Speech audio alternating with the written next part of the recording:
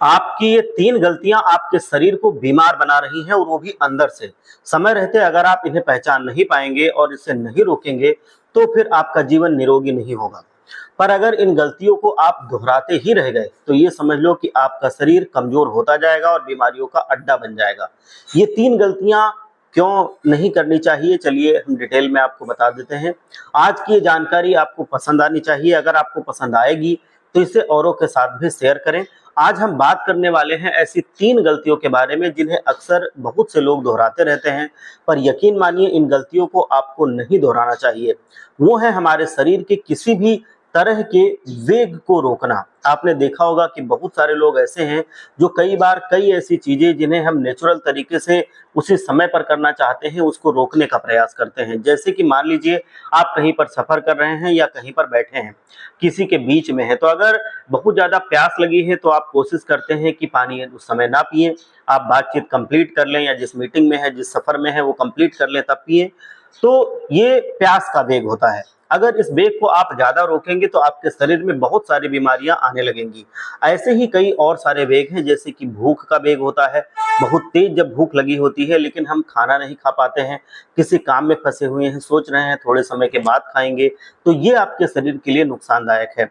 या फिर आपको मल मूत्र किसी भी तरह का विसर्जन करना है, बहुत ज़्यादा ज़रूरत है, फिर भी आप वेट कर रहे हैं, तो ये काम खत्म हो जाए तो हम उसके बाद करेंगे, ये भी बिल्कुल नहीं करना चाहिए।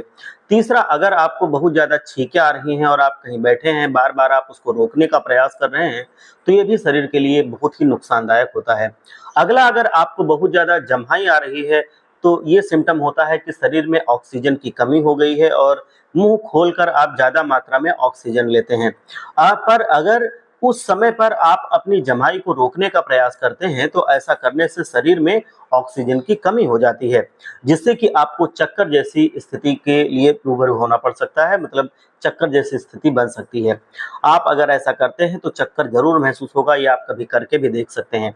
ये समस्या आपको बहुत ज़्यादा देखने को मिलेगी और ये एक ऐसा सिंबल साइन होता है कि आपको बहुत ज़्यादा अगर नींद आ रही है, आप बहुत ज़्यादा थक चुके हैं, दिमाग थोड़ा बहुत ज़्यादा दौड़ चुका है, वो आराम करना चाहता है, तो ऐसे में थोड़ी देर के लिए सो जाएँ, या जमाई आ रही है तो आप झपकी ले लें, ये बहुत ज़रूरी होता है। और मुँह थोड़ा-सा खोल करके थोड़ी देर के लिए साँस लें, जिससे ज़्यादा ऑक्सीजन आपके अंदर चली जाए और आपके ऑक्सीजन की जो लेवल है वो कंट्रोल हो जाए।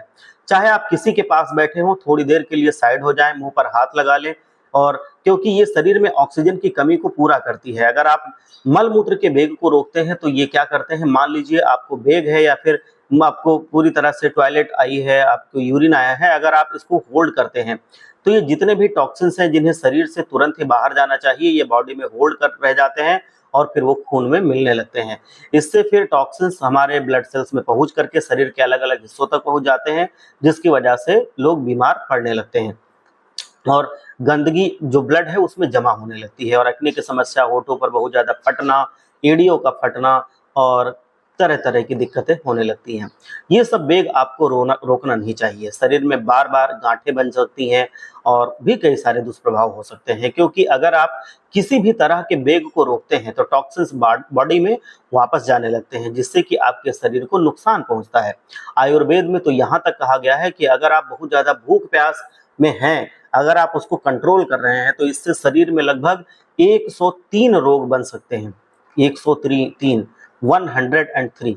अगर आप इसको कंट्रोल करते हैं बार-बार और ऐसा आपकी आदत बन जाती है, तो धीरे-धीरे करके आपको पता नहीं चलेगा और आपकी आदत में ये शामिल हो जाएगा और फिर आपको बहुत ज़्यादा फिर परेशानी हो जाएगी, पेट की समस्या हो जाएगी और बहुत सारी दिक्कतें और होने लगेंगी। और अगर आप ये सोचते हैं कि हम आधे घंटे बैठे हैं, 10 मिनट बैठे हैं, उसके बाद हम ऐसा करेंगे, तो शरीर में पोषक तत्वों की कमी भी हो जाएगी, जिसकी वजह से आपका डाइजेशन खराब हो जाएगा, आपकी हड्डियाँ कमज़ोर होने लगेंगी। और सबसे बड़ी बात आपको बताऊँ कि अगर आप समय रहते भोजन-पानी नहीं लेते हैं, तो बॉडी डिहाइड्रेटेड नहीं होगी, मतलब वो पूरी तरह से डिहाइड्रेटेड हो जाएगी, हाइड्रेटेड नहीं रहेगी, तो इस वजह से आपका दिमाग भी कमज़ोर होने लगेगा। तो इसलिए भूख-प्यास रोकनी भी बहुत बुरी आदत होती है, इससे आपका ओवरऑल शरीर कमज़ोर हो जाता है। और ये हम आयुर्वेद में यही एडवाइस देते हैं कि जब भूख लगे तो थोड़ा-थोड़ा आप खाते रहें और पौष्टिक चीज़ें खाएँ, हालाँकि कोई गरिष्ठ चीज़ें या फिर वैसी चीज़ें ना खाएँ, लेकिन आप खाएँ। पेट के साथ जुड़ी हुई ये सारी चीज़ें, वो कहा गया है कि बहुत पुरानी कहावत है, आपने सुना होगा कि अगर भगवान ने पेट लगाकर नहीं भेजा होता, ना तो इंसान कमाता और ना ही वो खिलाता। तो इसीलिए हम कमाते हैं खाने के लिए, तो खाने के लिए अपनी इच्छाओं की पूर्ति करने के लिए हमें ज़रूर अच्छी-अच्छी चीज़ें और पौष्टिक चीज़ें खानी चाहिए, जिससे हम भी, दिमाग भी सही रहे और हमारा शरीर भी स्वस्थ रहे। भूख और प्यास का वेग रोकना ये बहुत ज़्यादा बुरा होता है। अगर आप बार-बार इसको रोकेंगे, बार-बार वेग को रोकते रहेंगे, तो फिर आपकी चीज़ें शरीर की बिगड़ने लगेंगी और आपका शरीर बीमारियों की तरफ चला जाएगा, जिसको फिर बाद में कंट्रोल करना मुश्किल हो जाएगा।